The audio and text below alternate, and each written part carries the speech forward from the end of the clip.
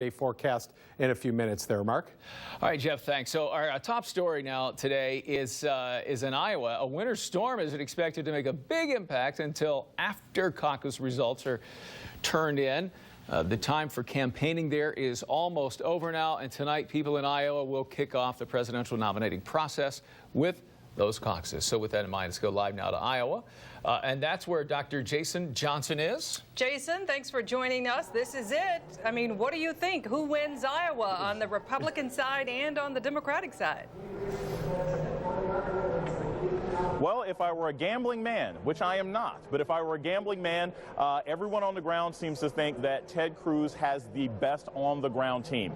And if that ends up making a difference, then this could be a very good night for him. The fact that it's incredibly warm out here. I was here 4 years ago. It was freezing cold. It's much more warm tonight. That's probably going to end up helping out Donald Trump. So I think it could be very close, but this could be Ted Cruz's night, at least on the Republican side. What about the Democrats?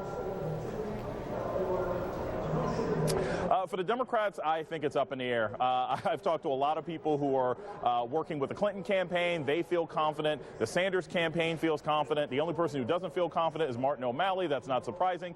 So I don't know. I think it could be a real coin flip. We could be up until 2 o'clock in the morning like we were 4 years ago to determine who really ends up winning. But the fact of the matter is, everyone in the Democratic Party wins, because the truth is Hillary Clinton and Bernie Sanders do better if they have a long race, because then the press focus will continue to be on them. Jason, where's Bernie keeping that huge throng of college kids that follows him around everywhere? That is impressive. It is impressive. In fact, I was at Grand Valley College last night in Des Moines, Iowa. Not only did he have tons and tons of college students there, but he had Josh Hutcherson. He had PETA from the Hunger Games there, and people screamed and jumped up and down. I do believe that if this race was down to a bunch of 13-year-old teenagers, Bernie Sanders would win it out hand. Well, Jason, we have so many candidates on the Republican side. When will we start to see that number dwindle down? Will it be in February or March? I think it's very likely going to be in March. If you notice in the last debate, our governor, Ted Kasich, John Kasich in Ohio, he made it very clear in the last debate he's not getting out anytime soon. He's touting all the endorsements he has in New Hampshire. Ben Carson's putting a lot of resources in South Carolina.